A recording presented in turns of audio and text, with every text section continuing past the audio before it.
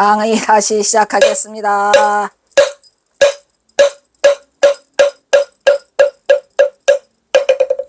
일화라 빨리빨리 끝나는구만 이게. 일화 이어가기가 어려워. 네, 마지막 마지막 제63화 범어사. 근데 몇 개 했냐? 50화에서 63화까지 했으니까 14개. 하루 중에 14개밖에 못했네. 아이고 힘들어. 범어사 마하사 나한상의 개분불사. 개근불사라고도 하고 개분불사라고 하죠. 분칠한다 해가지고. 이거는 1902년 가을 얘기예요. 정확하게 나와 있어요. 어느 때에는 동네에 마하사라는 절에서 나한 개분에 불사가 있었으니 증사로 와달라고 초청장이 왔다 이런 얘기요. 근데 이 마하사 여기는 아주 접근하기가 쉬워요. 부산에 가면 바로 갈 수 있어요. 유명한 얘기죠. 그리고 특히나 이 마하사는 16난이 아주 유명해요. 무지하게 유명해요. 16난. 그림 없냐? 다 찍어왔는데 이거죠.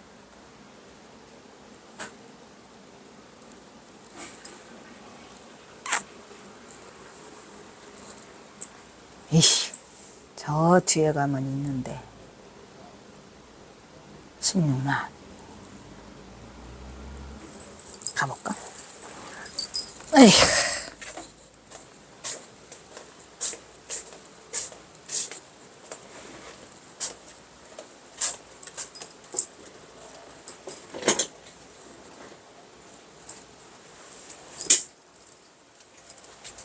이 마하사 16난 어딨어? 안 되겠네. 다 붙어 있네. 그냥 전부 다. 이건가?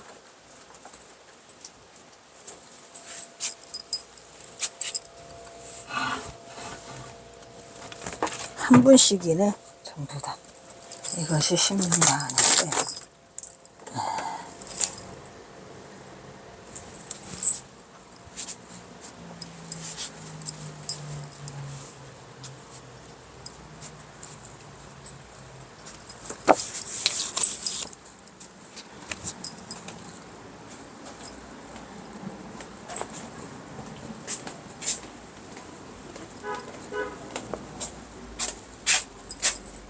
제가 마하사 가서 찍어온 건데 이게 이쪽 반쪽밖에 없어요.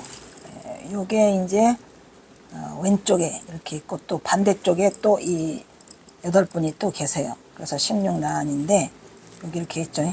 하나 둘 셋 넷 다섯, 여기 하나 둘 셋 넷 다섯 여섯 일곱 여덟 이렇게 해서 이쪽에도 또 있어요. 그래서 16난이 아주 영험하시죠. 영험 영험하셔서 가시면 효과를, 그 기도의 효력을 많이 본다고 합니다. 많은 이야기가 있죠. 16난 이야기에, 그죠? 영험한 이야기들. 새떼가 날아왔다는 얘기도 있고, 또 무슨 동짓날 팥죽을 드셨는데 그냥 나한님이 여기다 질질 흘리며 드셨다는 얘기도 있고, 그러한 여러 가지 영험한 얘기가 이게 많이 있어요. 근데 이 이야기는 지금 누가? 김태읍이가 쓴 얘기예요. 그래가지고 대사가 증사로 와달라고 초청장이 왔는데 대사가 출발했어. 근데 출발해서 가다가다 주점을 다 들렸는데 혹취 혹가, 혹은 취하고 혹은 노래를 부르면서 노래를 대치해서 노래 부르다 그런 얘기예요. 그래서 한보는 뭐예요? 느린 걸음, 느림 이런 걸 우리가 뭐라죠? 부어라 마셔라 하고 가셨다고 하는데, 가느라고 야모는 뭐예요? 밤에 해가 다 저물어 갖고 그때서 절에 동구밖에 이뤘답니다. 근데 시내하고 아주 가까워요. 그래서 동구밖에 이렇게 돼가지고 산이 있는데 뭔 산이더라 이게? 연제구 금년산인가 그래요. 연제구 금년산. 금꽃에 연못이 연꽃이 피었다 해서 금년산인가. 그런데 걸어가도 돼요. 그래서 밤이 깜깜해가지고 어디가 지척을 분간할 수가 없어가지고 경허선사가 엉금엉금 기어서 올라갔다고 합니다. 그 금년산을, 그러니까 마하사를. 그런데 이때에 산의 주승들이 전부 다 경허선사 기다리다가 저녁 공양을 마친 후에 뒷방에 앉았다가 가침을 했다 그래요. 가침은 뭐죠? 잠깐 진짜 잠에 들질 않고 살짝 꾸벅꾸벅 졸았다 이런 얘기죠. 하니까 비몽사몽간에 우리가 비몽사몽이라고 해야 하네요. 꿈인지 뭔지 비몽사몽간에 한 노승이 여러 삼위승들을 데리고 와가지고 말을 하되 노승이 뭐라고 그래요. 지금 요 밑에 아랫마을에 동구 밖에서 큰 스님이 오시느라고 다들 수고를 하시는데 너희들 빨리 안 나가? 속히 나가서 영접해라 라고 그러고 노승이 그 삼위승들을 데리고 와서 호령호령해요. 그 꿈을 이제 그 절에 있던 스님들이 동시에 꿈을 꾸게 된 거죠. 그러니까 잠이 드는 게 아니고 잠깐, 그러니까 비몽사몽간에 이제 그런 얘기가 있었다 이런 얘기예요. 그래서 하도 꿈이 역력해 아주 그냥 금방 다 똑같이 꿨어. 그래서 큰 방에서 나와가지고 다바당으로 뛰어나와서 꿈 얘기를 했더니 그 꿈을 꾼 사람이 한 사람이 아니야. 여기저기서 다 튀어나와요. 그래가지고 이 몇 사람이 이걸 들어. 거화. 그러니까 뭐야 이게 그 횃불이죠. 횃불. 그 횃불을 달여가지고서 거화하고 이제 가자. 이거 진짜 같다. 왜냐면 너무 꿈이 역력한데 아무래도 이게 대사가 뭔 일을 당하고 계신다 해서 거화를 해가지고 다 전부 다 내려가니까 그 대사가 뭐라고 있어요. 취해가지고 누워있어요. 벌떡 이렇게 취해서 대자로 누워있으므로 숲속에서 또 다른 얘기로는 또 산속에서 뭐 잠이 들어서 쿨쿨 자고 계시더라 뭐 이런 얘기가 있어요. 그거는 또 그거 경허선사 1화 38가지에는 그렇게 돼 있고 이건 김태음 얘기예요. 그래서 어버 모시고 와가지고 산에로 들어왔는데 이때부터 대사를 뭐라고 그래요. 진묵대사와 같은 그런 조사라고 이렇게 해. 왜냐면은 벌써 이 산신령님이 아니면 노승이 나타나가지고 그 사미들을 데리고 와가지고 소리를 고래고래 지금 큰 스님 오시는데 니네가 지금 자빠져 자면 되냐 안 되냐 빨리 안 일어나 이래가지고 사중에 있는 스님들을 다 깨워서 경허선사를 모셨다 해서 이제 이때부터 경허선사가 또 뭐가 돼요? 생불이라는 이름을 달아요. 그래서 대사를 비방하고 회찬하던 자들이 모두가 신복하고 도인으로서 추앙케 되었다 이런 말이죠. 그래서 경허선사를 추앙하게 되는데 생불로 추앙했더라 이런 얘기죠. 비방하고 회찬하던 것들이 전부 다 그렇게 했더라고. 이 마하사 이야기 유명하죠. 김태읍의 인간경어 평전에 있는 아래 이야기도 역시 전설처럼 전을 쓰는 경허선사의 신이한 이야기로 신화 같은 내용인데 이 일화는 수덕사판 경허 법어에도 있어요. 1899년 해인사 불사 수성결사를 추진하고 있는 중에 이게 지금 그리고 해인사에는 와가지고 무슨 불사했지요?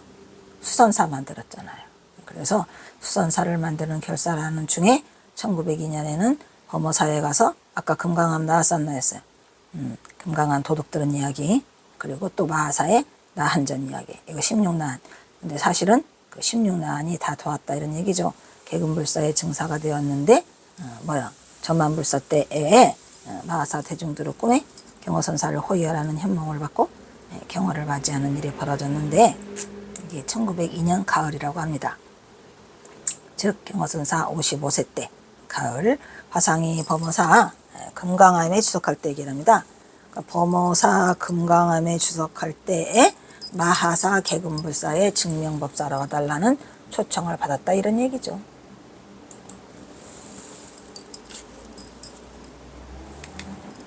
읍내 동쪽에 있는 마하사에 그러니까 이게 그 범어사하고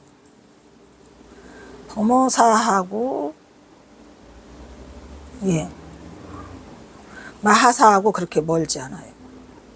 그러니까 동쪽에 있대잖아요. 마하사가. 그래서 개금불사가 있어서 화상을 정하여 증명법사로 보시는데 요거는 경허법어 수덕사에서 펴낸 경허법어에 나온 얘기 두 군데 다 나와요. 증명법사로 보시는데 밤이 저물어서 절 입구에 다다르니 길이 어두워서 걷기가 어려운 때의 경허는 한 걸음도 옮기지 어려운 칠흑이었어요. 여기는 지금 현재 부산시 연제구 나오네. 부산시 연제구 금년산 마사죠. 시내 가까이 있지만 가파르지 않는 금년산을 끼고 있어요. 대중의 느낌을 물씬 풍기며 자리하고 있는 도심 사찰이고, 대중이 머리를 조아리는 신기한 현상들은 대중들이 눈앞에서 접하게 된다, 이런 얘기요. 이 마사다님의 술수로 이때 불자들은 승석을 구분한 그가 이렇게 하게 된 게 다 그 마사다님들의 술수다, 이런 얘기죠. 경허선사를 생불로서 존숭하게 되고, 경허선사의 위상은 극치를 이루며 승단은 물론 사부대중의 추앙을 받게 된다, 이런 얘기고, 그러나 이러한 일들은 경허가 삼수갑산으로 가는 길을 더욱더 부추기는 역할을 제공하기도 했다. 왜요? 막 생불로 자꾸 알려지니까. 경허선사는 숨고 싶은데 자꾸 경허선사를 생불로 만들으니까 경허선사가 삼수갑산으로 더 빨리 가야 되겠다라는 생각을 갖게 한 거다, 이런 얘기죠. 마침 그절 주지는 앉아서 조는데, 이거는 이제 경허 그 수덕사본에 나오는 거예요. 주지가 앉아서 조는데, 아까는 대중이 다 조는데 이제 어떤 도스님이 말하기를 큰 스님이 오시니 급히 나가 영접을 드려라 라는 소리를 듣고 잠을 깨어 주지는 대중을 깨웠다 그랬는데, 김태음 얘기는 다 꿨다는 얘기죠. 모두 다 동시에 같은 현명을 받는군요 라는 것을 확인할 수 있었다. 주지는 꿈을 깨자 횃불을 들고 대중과 함께 동부 아래로 내려가 보니 과연 화상이 온대. 여기서는 화상이 오고 딴 데서는 자고, 비로소 나 한해 현몽인 줄 알고 대중들은 다들 놀라며 전날 경허를 비방하고 해방하여 화상을 믿지 않던 사람들은 모두 와서 경허선사를 칭견하고 참회했다라는 이야기가 전설처럼 전하고 있더라, 이런 얘기죠.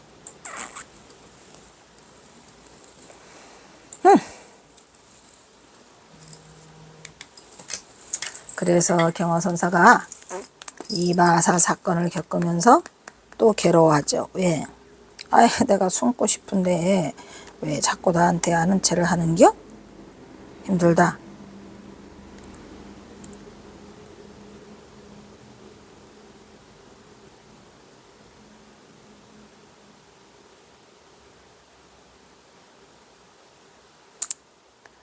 에이그, 좋네.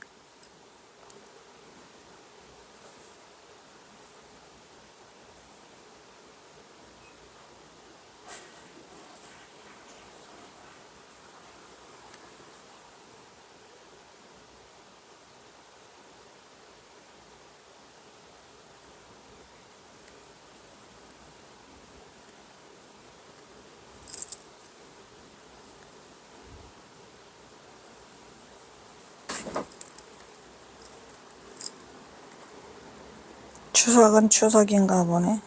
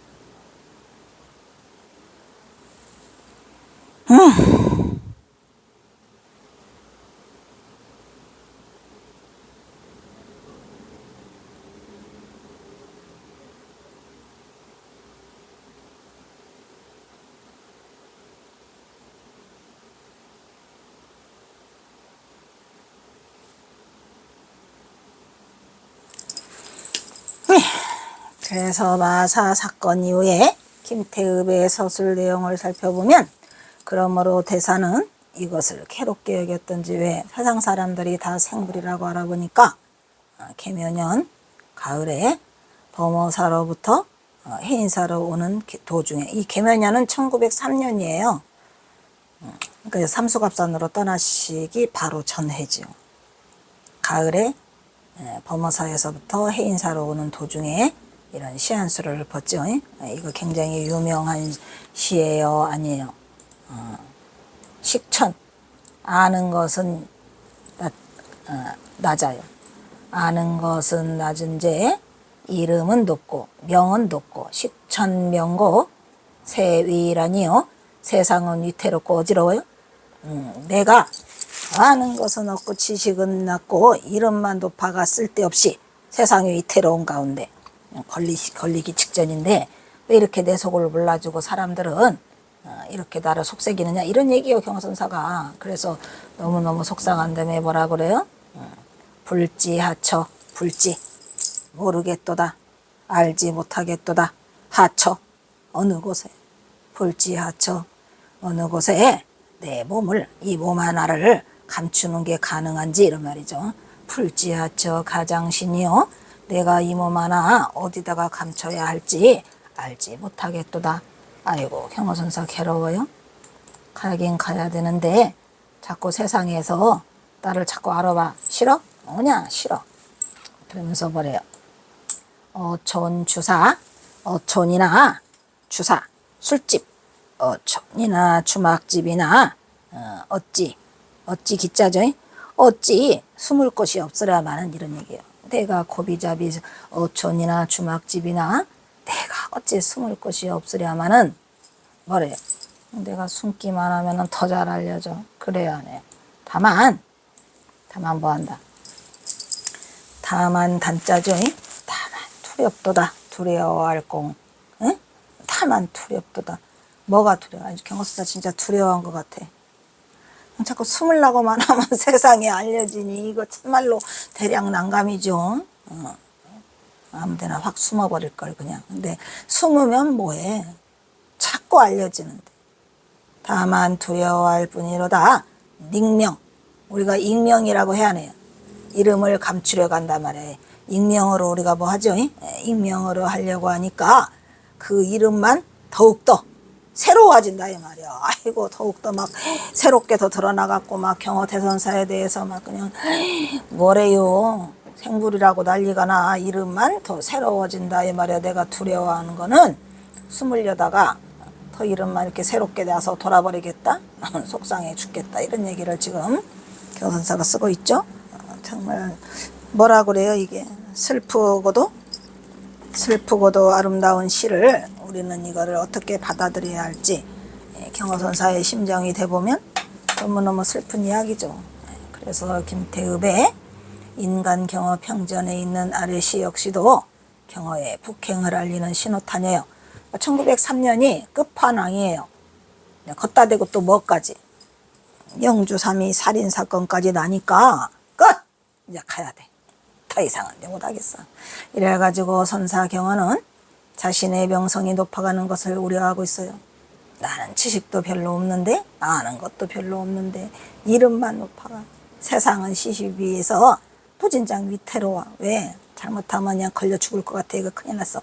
경호는 어느 곳이든지 이 몸 하나 숨길 곳이 없는 숨길 곳이 있는지를 알지 못해 이리저리 헤매요. 고기잡이 어촌마을에 가 숨을까? 술집에 가 숨을까? 주막에 가서 숨을까? 내가 숨으려면 뭐 장소가 없겠어? 그런데 내가 두려워하는 거는 뭐다? 내가 숨길 이름을 익명으로. 그래서 익명으로 해야 하네요.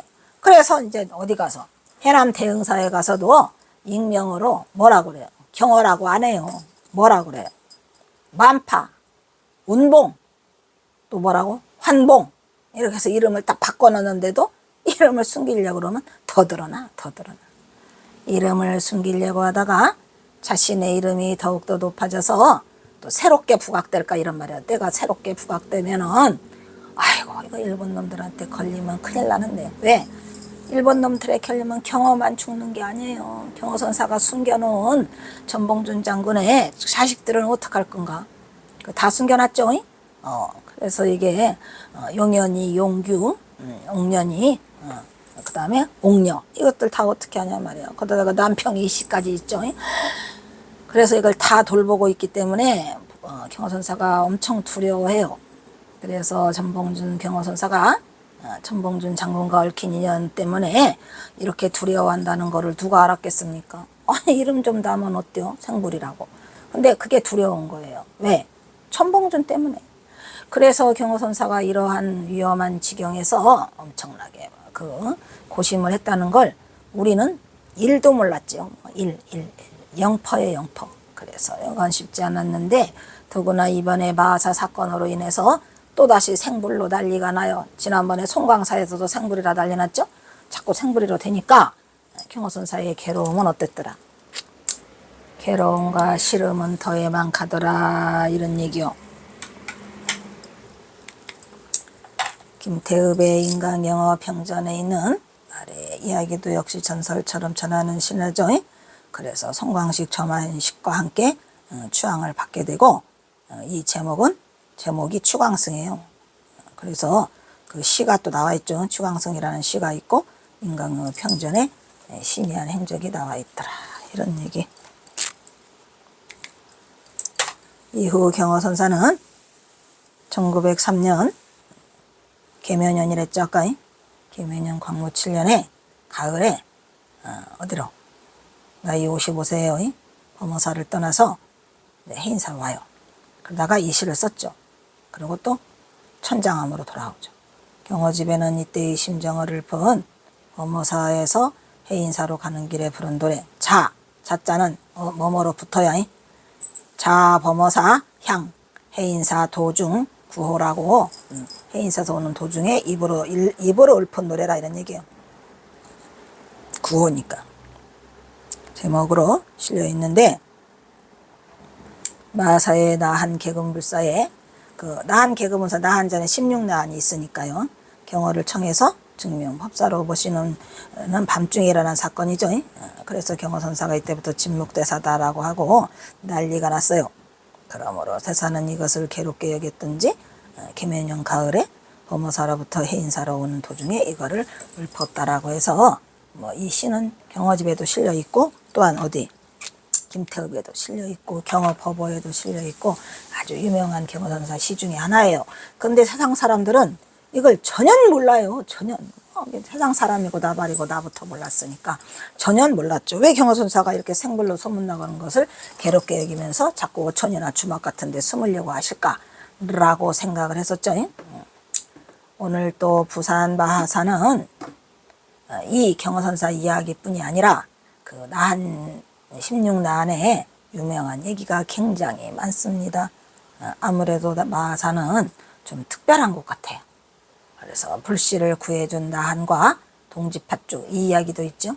어느 날 그 누구야, 사미가 일어나서 동짓날 밥을 지어야 동지팥죽을 끓여야 하는데 배가 고파 죽겠는데 그 사미가 늦잠을 잤어요. 그래서 일어나 보니까 또 불씨가 없어요. 꺼져버렸어. 그래가지고 어디를 가? 아랫마을에 가서 불씨를 얻으러 갔더니 아이고, 거기 나한님이 벌써 여기 오셔가지고 팥죽 드시고 가셨다 하니까, 아유, 뭔 팥죽을 드셔요? 내가 아직 팥죽 끓이지도 않았는데요. 지금 불씨 얻으러 왔는데요. 라고 하니까 나한님이 벌써 팥죽 드시고 가셨다네. 그래가지고 불씨를 부지런히 구해가지고 와보니까 나한님의 입에 동지팥죽 이것이 흘려가지고 질질 흘린 자국이 있었더라, 이런 얘기예요. 그런 전설적인 이야기가 있고요. 그 다음에 이 참새를 쫓아낸 나한, 이것도 그 참새가 거기에 엄청 많이 들어온답니다. 그래서 뭘 어쩌고 해가지고 지금은 참새가 안 오더라. 지금은 참새가 안 오더라는 그 또 나한님의 신통 얘기가 있고요. 또 이 소리 나지 않는 금고, 이것도 있어요. 그래서 전설이 많이 전해오는데 알고 싶으신 분은 다시 보시면 돼요. 시간상 이하생략. 그래서 경호선사 1화가 전해오는 이 마하사에 나와님의 시라는 6신통, 6신통, 그리고 8가지 해탈을 모두 갖추어 인간과 천인들의 소원을 성취시켜주는 복전이라고 소문이 나 있어요. 그러니까 나한기도 한번 가서 하실 테면 하시면 될 것 같아요. 근데 안 들어주는 것 같아요. 복전으로 여전히 16나안의 신통력을 뽐내고 있다 했잖아요. 나도 이 이야기 듣고 내가 거기 우리 회원들하고 선찰순례를 갔다 왔어요. 갔는데 부산까지 가니까 너무 늦어서 서울에 오니까 새벽 1시가 넘었어요. 응? 봉은사 정문에 도착하니까 1시 40분인가 그래요. 그래서 이제 우리 회원들을 다 내려주고 내가 집에 가서 다시 대충 챙겨가지고 고속터미널로 달려가서 심야 우동 2시 반차를 끊어서 이 나한님한테 가요. 기도하러. 뭔 기도하러 갔을까?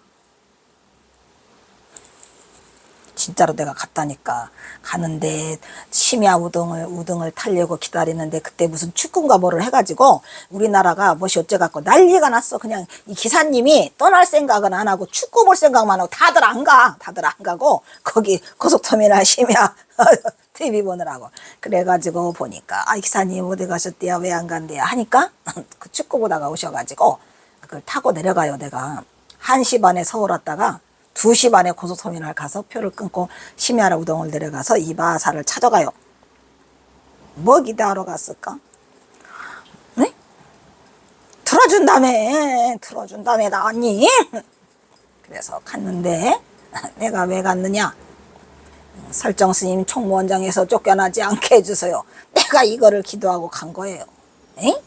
그래가지고 아이고 설정스님이 그냥 난리도 아니여.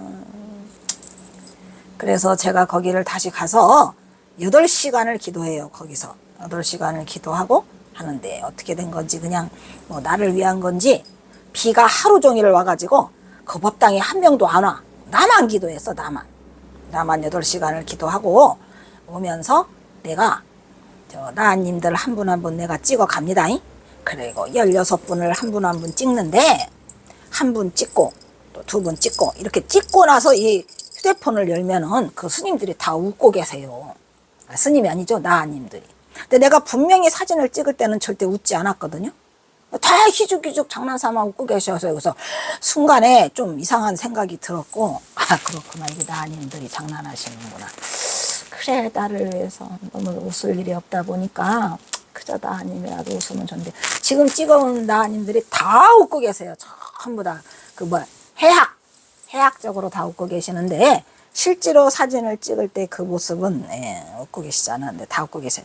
어쨌든 내가 16번을 다 찍어 와가지고 사진관에 가서 그 사진을 다 뽑아서 내가 병풍 이 병풍에다가 해가지고 그 병풍을 들고 조계사 앞에 와서 설정스님 쫓아내려고 하는 것들 있지? 그 반대파? 뭐래더라? 설조라나 뭐라나 해가지고 내가 한 달간 이거 집회 신고를 해요. 여기 어디요? 종로경찰서 가서 한 달간 집회 신고를 해서 맨발로 내가 이 투쟁을 하는데 한 달도 채우기 전에 쫓겨났어요. 설정스님 데려오셨죠. 그리고 나서 내가 저 마하사 부처님 마하사 뭐 나님 16명 내가 그냥 우리 집 현관 바깥에다가 세워놨어요. 너무 속상해. 또 다시 모셔왔어요. 저기 있어요. 저기 경흑기념관에. 몰라. 그래서 이 나님하고 나하고 많이 친해요. 근데 안 들어줬어요. 내 소원을.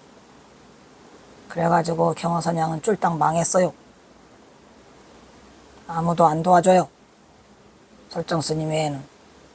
근데 설정스님이 쫄딱 망했으니 어떡하나. 경허선양도 쫄딱 망했지 뭐.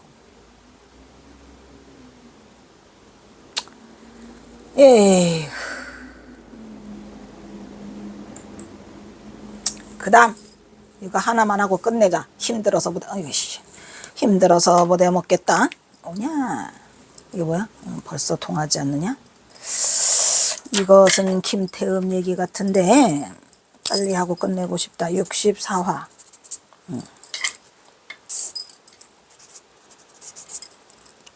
오냐? 빨리 하자. 빨리. 벌써 통하지 않느냐? 이것은 혼자야. 모처럼 만에 경허선사가 그 누구지? 만공 스님과 같이 하지 않고 혼자 이 일을 시작하거든요. 이것도 또 뭐 김태음 얘기니까 뭐 어쨌든 읽어보시고 뭐 어떤 뜻으로 이 경허선사가 이걸 하셨고 또 이 사람은 이런 일화가 있다는 걸 여기다 넣는지 한번 보세요. 더위가 콩복듯한 여름에 경허는 어느 마을을 지나고 있었다. 대추씨만한 상추를 잔 단도인네가, 대추씨만한 상투라고 하니까 그냥 머리숱도 하나도 없는 볼품없는 노인네가 있었다는 얘기죠. 그의 며느리인 듯한 젊은 여자와 디딜방아를 찍고 있었어요. 쿵타기. 그러니까 경허의 발걸음이 그쪽으로 휘어졌다. 뒤따르던 만공 있네. 어쩐지 만공이 없으면 재미가 없죠. 뒤따르던 만공은 또 무슨 일이 벌어지지나 않을까 저기 걱정이 되었다.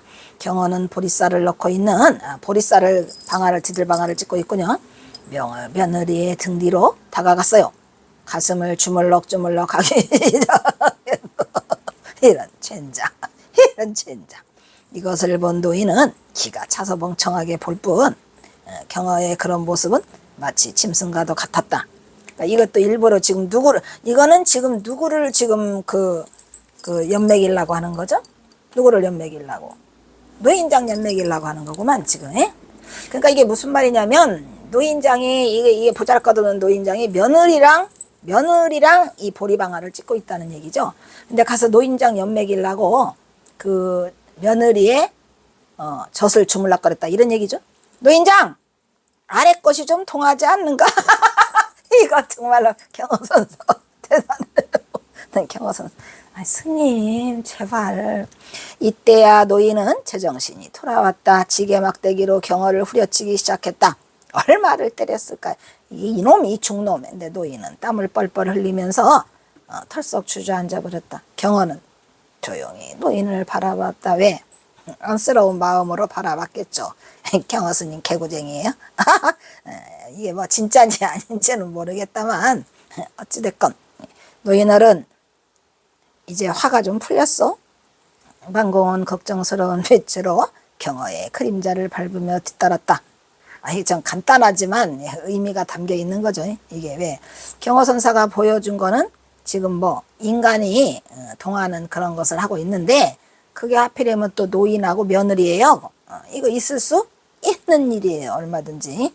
그래서 그거를 껍질째 그냥 싹 씨알채당 벗겨내 그 가식과 이러한 것을 퍼뜨고 장치고 한번 맞짱 뛰자 해가지고 경허선사가 했는데 이것도 지금 뭐예요? 이것도 쌍매죠, 쌍매. 이거 쌍매요, 아니야? 이것도 경허선사 경허 가풍에 이거 쌍매인데 진짜로 이 경허선사는 일부러 쌍매를 청해가지고 그 노인네를 한번 해본 거예요. 노인네가 그냥 경허선사를 돼지게 두드러 패가지고 그냥 반 죽여놨어. 그래 이제 힘이 없으니까 노인네가 아무리 때려봐야 힘이 딸리잖아요. 경허선사는 덩치가 크고 다 그거를 그냥 홈스란히 앉아서 두드러 맞았어요. 그래 놓고 경허는 불쌍한 노인네를 쳐다보면서 노인은 이제 화가 좀 풀렸어. 이렇게 하고 오히려 노인을 위로하고 가요.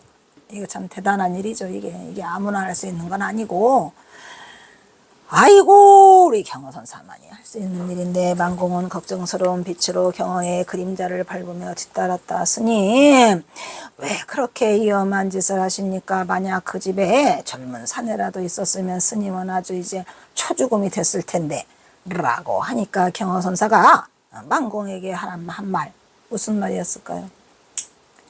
이것도 경허선사가 내가 보기로는 전봉준 때문에 속상해가지고 그냥 그 행동에 대해서 인간의 본질을 바닥까지 드러내주면서 가식 없는 행동으로 인간 자체를 지금 한번 그 본성을 들여다본 걸로 이렇게 생각이 들어요. 뭐라 그랬어요? 만공 이래도 꿈이요. 이게 바로 그거야. 잘 살으려고 노력했는데 안 돼서 다 가버렸어. 저래도 꿈이요. 좋은 꿈이건 나쁜 꿈이건 산다는 것은 그저 다 꿈이더라. 그러니까 아무리 좋은 그 보국 안민, 제폭구민의 그러한 세계를 꿈꿨는데 가버렸어 다. 이런 꿈이건 저런 꿈이건 다 매한가지라네. 이렇게 경호선사가 말을 하고 있는데, 이와 같은 일화는 이미 옆에서 여러 번 봤지만 그때마다 등장하는 여인네의 등장은 주로 만공을 깨우치게 한 건데, 그러나 이번 경우는 좀 다르죠. 이때는 경호선사가 영원함을 넘나들면서 선풍 증작을 위해서 동분서주했는데, 만공 역시도 서른이 넘은 나이라 그러한 가르침은 굳이 필요치 않았으나, 이 사건은 경호선사 단독으로 작품으로 자신을 일부러 진흙탕으로 밀어넣어서 상매를 벌자는 속셈이었고, 또 결국은 어디까지 인간의 마지막 감정선까지 다 흔들었어요. 바닥까지. 그래서 조금 그 만공에게 보여주는 그런 거와는 다른 일면이 있고, 또 만공 스님도 역시 이미 커버려 가지고 경호선사가 한 행동에 대해서 어떻게 생각을 하고 있어요. 위험하다는 것을 느끼고 있는 거죠. 그래도 경호선사가 어떤 마음으로 무슨 행동을 하든 만공선사는 경호선사를 걱정하면서 하는 이 스승과 제자의 정말 어떻게 보면 아름다운 일화가 되겠는데, 그 뭐라고 말해요. 그것은 일부러 젊은 며느리 앞에서 만공에게 보여주는 게 그냥 수작을 좀 격이 높은 거죠. 이게 지금 젊은 며느리 앞에서 일부러 수작을 부리고, 또 그것을 바라보는 시아버지를 통해서 감정을 흥분시키고 끝끝내는 노인의 분노를 얻어내는 거죠. 일부러 노인의 분노를 얻어내기 위해서 했고, 자기는 또 시아버지로부터 죽도록 물매를 맞아. 이거 그 마정령에서 애들한테 주면서 실컷 때리라고 한 거랑 똑같다니까 지금. 그래서 지쳐서 주저앉은 노인을 통해서 안쓰러운 애민의 마음이 들고, 그래서 자신이 작전이 성공했음을 확인하고 정작 자신은 걱정의 눈길을 보내는 제자에게 만공, 그리고 노인장에게도 노인어른, 아까 뭐랬지? 노인어른 이제 화가 좀 풀렸어 이렇게 했구나.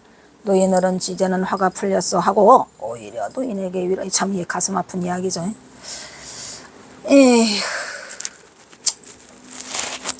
이거는 일화라기보다는 좀 가슴이 아프네요. 눈길을 보내는 제자에게 만공, 이래도 꿈이고 저래도 꿈이요. 아유, 왜 내가 눈물이 날라고 하냐.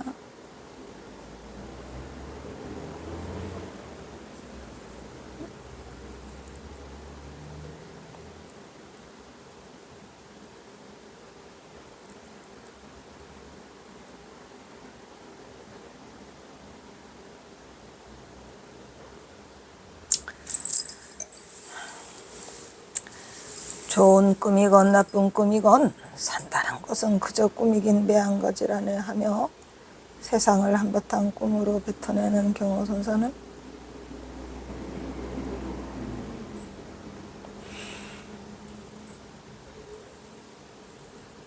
일본 경찰에게 쫓기는 자신이 처한 이 현실을 눈으로 믿을 수 없어서 이렇게 슬픈 푸념을 하고 있었더라. 이런 얘기가 되겠습니다. 이거 참 슬프네.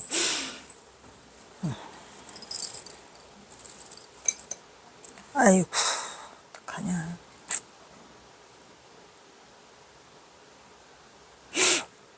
그래서 경호선사는 자신이 처한 사정을 만공에게도 얘기하지를 못했고, 결국은 만공 스님을 깨우치려고 일체유심조라고 해갖고 그냥 쌀자루며 뭐며 실컷 달리게 했는데, 지금 만공이 그냥 어른이 됐어요.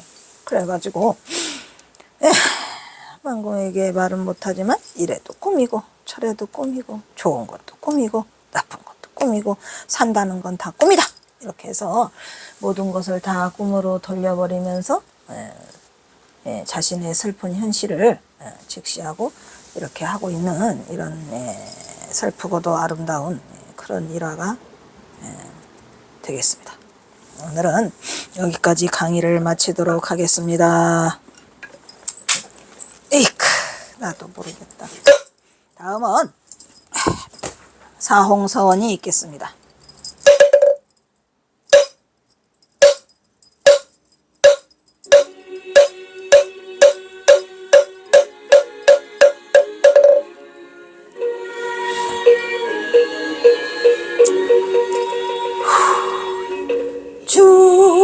중생을 다